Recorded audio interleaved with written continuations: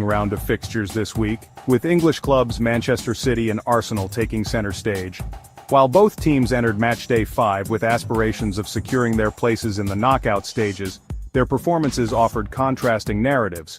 Manchester City, despite a brace from Erling Haaland, stumbled to a disappointing 3-3 draw against Feyenoord, a result that exposed their defensive vulnerabilities and left their qualification hopes hanging in the balance.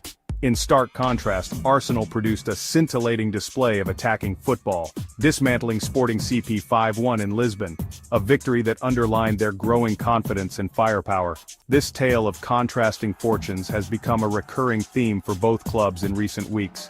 Manchester City, despite their domestic dominance, have struggled to replicate their imperious form in Europe, while Arsenal, revitalized under Mikel Arteta, are starting to believe they can compete with the continent's best.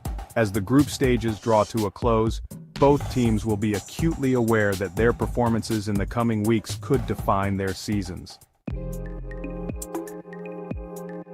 Manchester City's trip to Rotterdam was billed as an opportunity to put their recent Champions League woes behind them. However, despite racing to a 2-goal lead, Pep Guardiola's side produced a performance that was as baffling as it was frustrating. Defensive errors, a recurring theme in recent weeks, once again proved their undoing.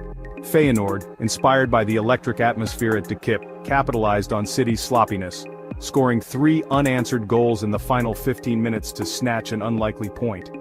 The manner of the collapse, surrendering a 3-goal lead for the first time under Pep Guardiola, has raised serious questions about City's defensive resilience.